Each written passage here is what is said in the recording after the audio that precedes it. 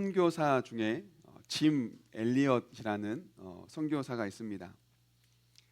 신학교를 다니던 중에 선교사의 사명을 받게 되고 남미 에콰도르의 한 부족에게 복음을 전하기 위해서 동료 여럿의 선교사들과 함께 경비행기를 타고 그곳을 향했습니다. 먼저는 이 부족의 마음을 얻어야겠죠. 그래서 그들의 마음을 얻기 위해서 비행기 위에서 구호 물품을 여러 차례 떨어뜨려 내리면서 수일 동안 기도로 준비하면서 그들에게 다가가기를 기다려 왔습니다. 마침내 부족들이 살고 있는 인근 모래사장에 비행기를 착륙시켰습니다. 그리고 그토록 바라고 기다렸던 그 부족들을 마주하게 되었습니다. 그런데요, 복음을 전하기도 전에 그 부족들에게 순교를 당하고 말았습니다. 이 소식이 미국에 전해졌고요. 각종 뉴스와 신문에서 보도하기를 이게 무슨 낭비인가라는 내용이었습니다. 그때 순교한 이 선교사님의 짐 엘리엇의 아내는 이 신문 기자에게 이렇게 말했습니다. 낭비라니요. 우리 남편은 평생 이 꿈을 위해 살아왔고 드디어 그 꿈을 이룬 것입니다. 짐 엘리엇이 이 선교사의 꿈을 꾸며 하나님 앞에 드렸던 기도가 있는데요.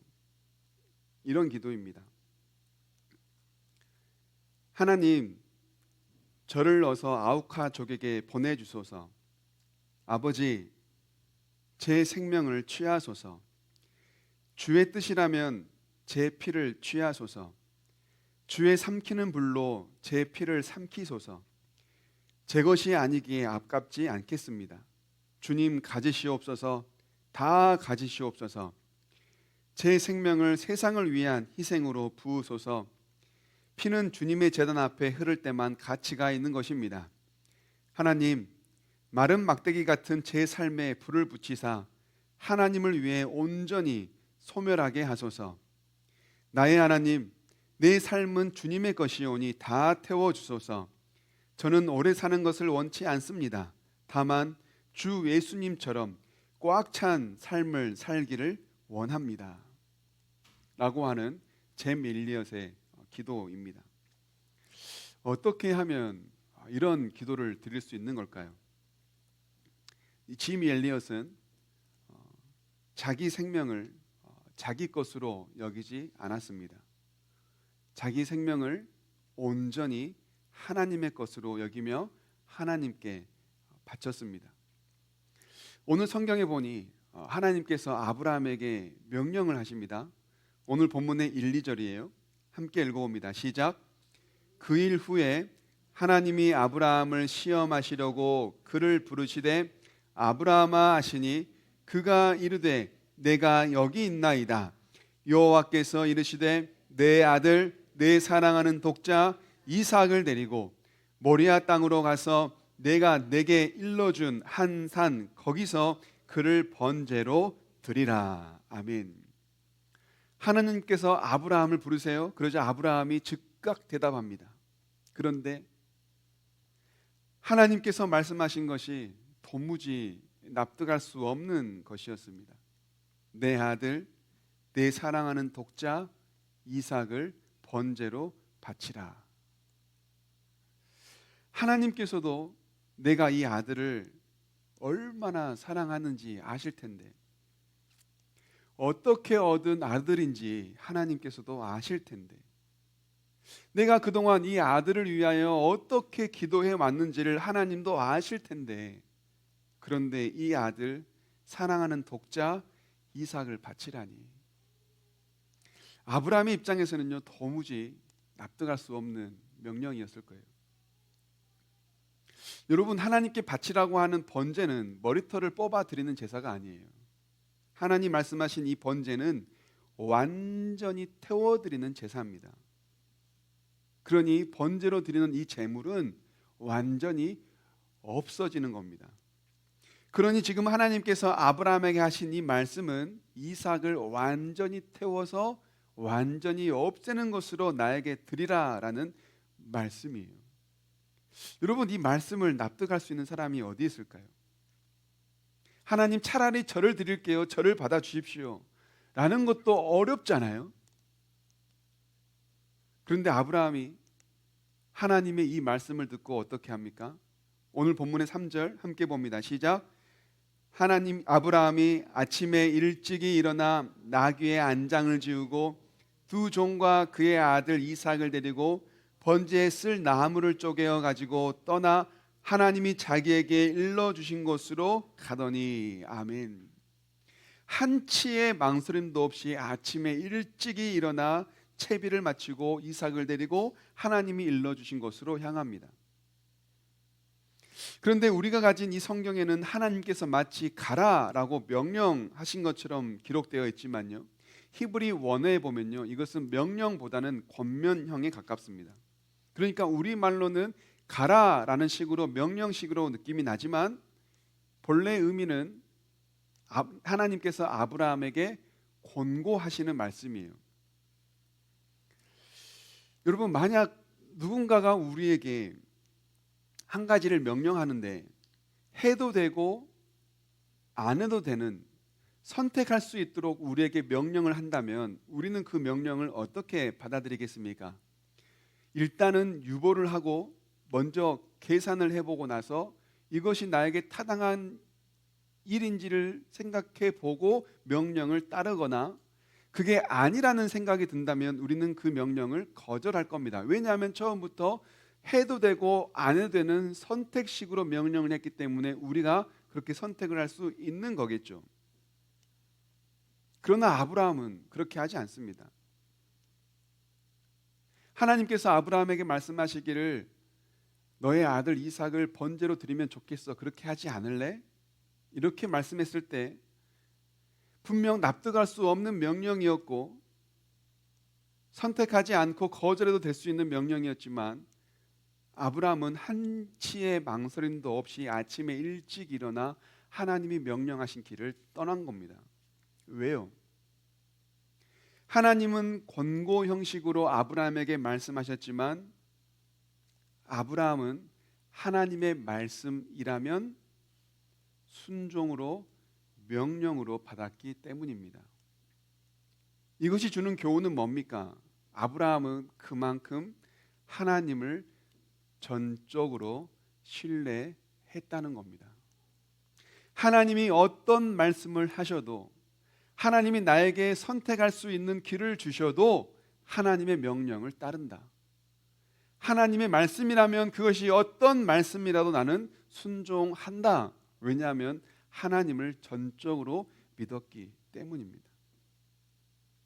아브라함이 아들을 데리고 번제할 산으로 올라가는데요, 이삭이 느끼기를 뭔가가 이상합니다. 아버지, 번제로 쓸 불도 있고 번제로 쓸 나무도 쪼개어서 우리가 가지고 올라가고 있는데 도대체 제물이 보이지 않습니다. 아버지, 제물은 어디 있는 겁니까? 저는 이 장면을 상상해 보면서요, 만약에 내가 그때 아브라함이었다면 이삭에게 그 질문을 받았을 때 내 마음이 무너졌을 것이다 라는 상상을 했어요. 만약 저라면 그 자리에서 주저앉았을 것 같아요. 이삭이 나에게 아버지, 재물은 어디 있습니까? 라고 한다면 저는 그 자리에서 모든 걸 다 포기하고 주저앉았을 것 같아요. 손끝으로 살짝만 건드려도 터질 것 같은 마음을 꾹꾹 눌러 참아내며 3일 길을 걸어왔습니다. 그리고 이제 그 산을 올라가는 길이에요. 조금만 내 마음을 건드리면 터질 것 같은 울음을 참고 왔단 말이에요. 그런데 이제 이삭이 나에게 질문을 하는 거예요. 아버지, 도대체 재물은 뭡니까? 여러분, 거기서 너야 라고 할 수 있는 아버지가 어디 있어요? 아브라함은요, 이삭에게 이 질문을 받고 이렇게 대답합니다. 오늘 본문의 8절입니다. 함께 읽습니다. 시작. 아브라함이 이르되 내 아들아, 번제할 어린 양은 하나님이 자기를 위하여 친히 준비하리라 하고 두 사람이 함께 나아가서. 아멘. 저는 사실 오늘의 설교 내용을 상상하면서요, 눈시울이 붉어진 채 원고를 작성했어요. 이 아브라함의 감정이 너무나 느껴지다 보니까 막 눈물이 내 마음속에서 흐르더라고요. 여러분 어떻습니까? 이 질문을 받은 아브라함이 뭐라고 대답합니까? 아들아, 하나님께서 준비해 주실 거야. 하나님께서 순양을 준비해 주실 거라는 걸 아브라함이 알고 간 겁니까? 아니잖아요. 아브라함이 그걸 계산하고 순종한 겁니까? 아니에요. 지금 아브라함은요, 아무것도 모릅니다. 아무런 계산도 서 있지 않은 상태입니다. 오로지 하나님의 명령을 듣고 그 길을 갈 뿐입니다. 그런데 아브라함에게 한 가지 분명한 믿음은 있습니다. 뭡니까? 그것이 뭐가 됐든 하나님이 준비하신다는 사실이에요. 설령 그게 이삭이 될지라도 하나님이 준비하신다라는 믿음을 가지고 그 길을 갔던 겁니다. 번제드릴 산에 도착했어요. 이제 아브라함이 나무를 내려 번제단을 만듭니다. 나무를 버려놓고 불도 피워서 번제단을 만들었어요. 이제 뭐 하면 됩니까? 이삭을 줄로 묶고 번제단에 올려놓을 차례가 왔어요. 여러분 한번 상상해 보세요. 이번에는 우리가 이삭이라고 생각해 보죠. 만약 우리가 이삭이라면 여러분 그 상황에서 어떻게 하겠어요? 아버지가 나를 묶어요. 애야, 사실은 너다 하면서 우리를 번제단에 올리려고 그래요. 아버지 뭐 하는 거예요? 당장 도망쳐서 그 산을 뛰어내려오지 않겠어요? 당시 이삭의 나이를요 15세로 추정합니다.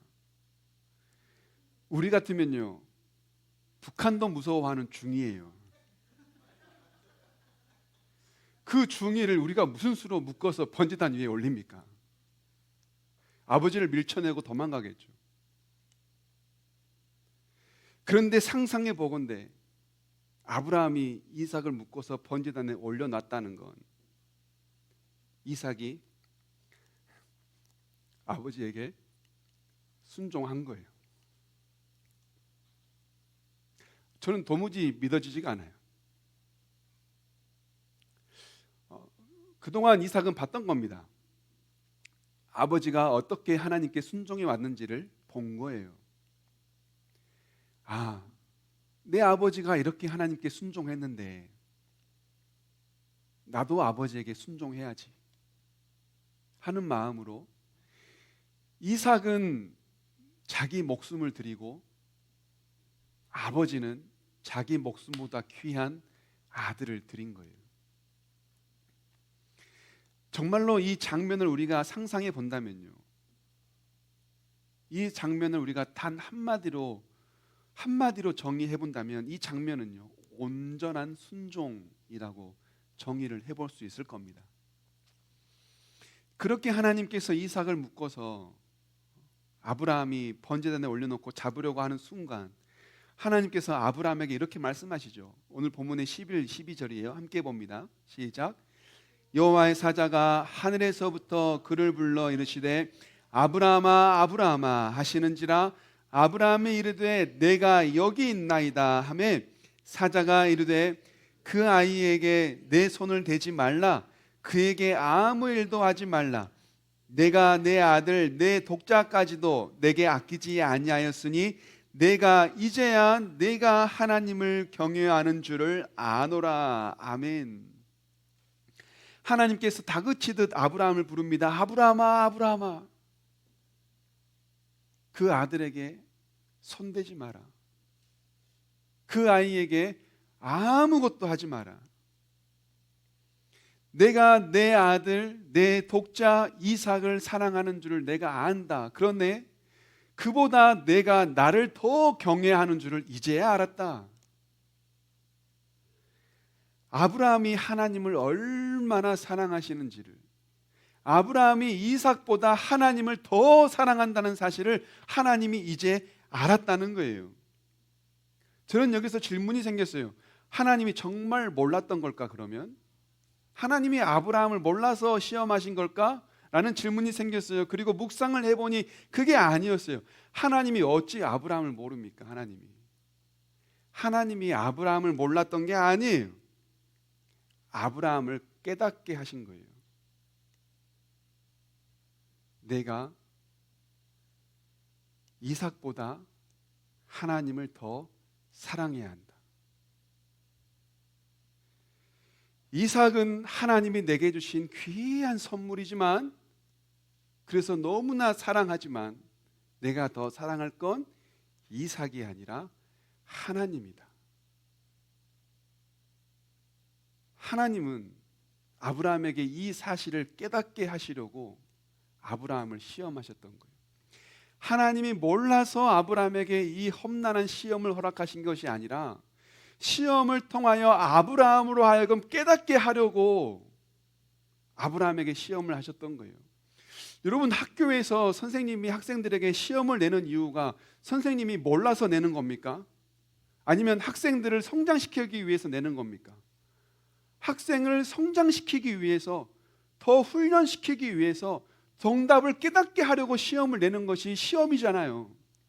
하나님께서 우리에게 시험을 내시는 이유도 똑같아요. 하나님께서 아브라함에게 시험을 하신 이유도 똑같아요. 아브라함을 몰라서가 아니에요. 하나님이 몰라서가 아니에요. 아브라함을 깨닫게 하시려고.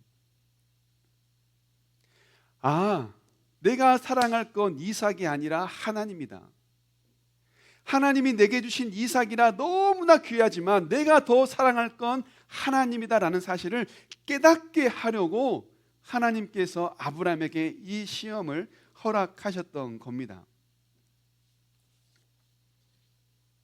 하나님은 아브라함에게 약속하셨어요. 너의 자손을 통하여 내가 수많은 바다의 모래처럼 하늘의 별처럼 큰 민족을 이루게 하겠다. 하나님이 정말로 이 이삭을 통하여서 그 꿈을 이루시겠구나. 내가 이삭을 드리려고 할 때 하나님이 아브라함아 그의 몸에 손대지 말라 하시는 걸 보니 정말로 하나님의 뜻이 이루어지겠구나라고 하는 걸 깨닫게 하신 겁니다. 그렇게 하나님의 말씀을 듣고 눈을 들어보니 하나님이 준비하신 순양이 있습니다. 아브라함은 그곳을 여호와 이레, 하나님이 준비하신 산이라고 이름을 부릅니다. 하나님께서 아브라함을 통하여 분명히 깨닫게 하신 것 한 가지는요, 이삭은 내 아들이 아니라 하나님의 아들이라는 사실이었어요. 이삭을 내가 키우는 것이 아니라 하나님이 키우신다. 이삭을 하나님께 드릴 때 하나님께서 이삭을 돌보신다. 하나님께 이삭을 드릴 때 하나님이 준비하신 일이 이루어진다라는 사실을 하나님께서는 아브라함으로 하여금 깨닫게 하신 겁니다. 여러분, 우리가 내 삶을 자꾸 내가 통제하려고 하면요, 하나님께서 우리 삶에 개입하지 못합니다. 자꾸 내가 내 삶을 통제하기 시작하면 하나님이 우리 인생을 인도해 주지 못하세요. 하나님이 못하시지가 아니라 우리가 내어드리지 않기 때문에 하나님이 끼어들지 않으시는 겁니다. 내가 움켜쥐고 자꾸 그것을 내어놓지 않으면요, 하나님의 자리는 우리 안에서 점점 사라지고 마는 거예요. 내 아들, 내 사랑하는 독자, 내가 가장 아끼는 것을 하나님께 내어드릴 때, 그때부터 하나님은 준비하셨던, 계획하셨던 일을 이루어가기 시작하시는 거예요. 서두에 말씀드렸던 미국의 짐 엘리엇, 이 선교사님이 순교했을 때 나이가요 28살입니다. 그 선교사님에게는요 2살 된 딸이 있었어요. 그리고 와이프의 뱃속에는 아들이 있었습니다. 짐 엘리엇이 순교한 뒤에 놀랍게도 그 아내가 다시 그곳을 찾아갑니다. 왜 찾아갔을까요? 복수를 하려고 찾아갔을까요? 아니에요. 다시 복음을 전하기 위해 찾아갔어요. 그들의 언어를 배우고 그들에게 영어를 가르치며 그들에게 복음을 전합니다. 그때부터 그들이 복음을 받아들이기 시작하고 점차 예수님을 믿기 시작해요. 놀라운 것은 짐 엘리엇을 죽였던 그 부족의 청년은 예수님을 믿고 목사가 됩니다. 그리고 그 청년이 간증하기를 그들이 우리를 살렸습니다.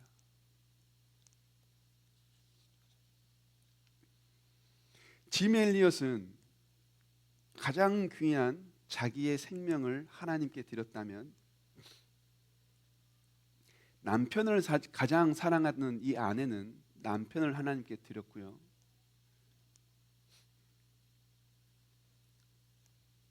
아빠를 가장 사랑하는 딸은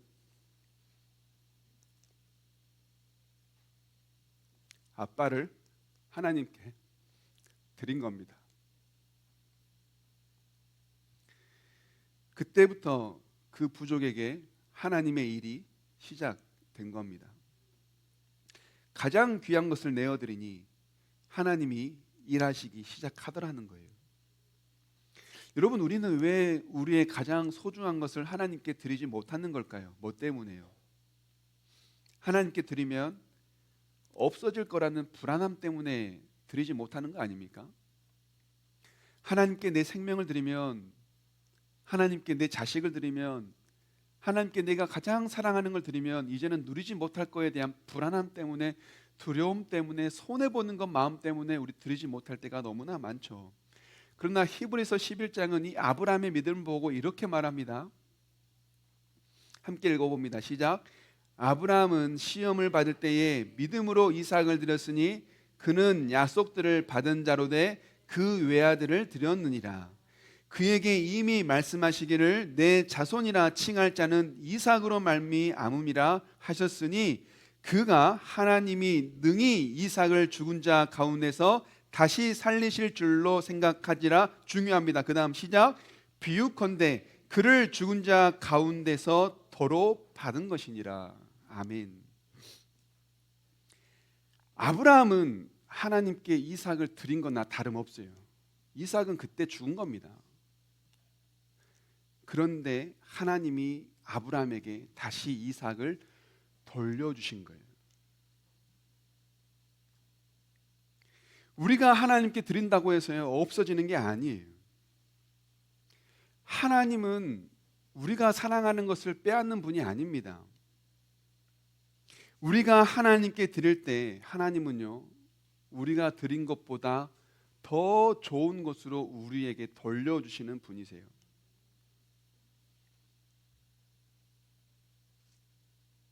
하나님께서 이 땅에 예수님을 우리를 위해 보내주셨잖아요. 그런데 그 예수님이 우리를 위해 십자가에서 죽으셨지 않습니까? 그리고 끝났다면 오늘의 말씀을 할 수 없을 겁니다. 그런데요 하나님은 십자가 위에서 죽으신 그 예수님을 3일 만에 다시 살려내세요. 그리고 하나님은 영광스러운 모습으로 예수님을 다시 받으십니다.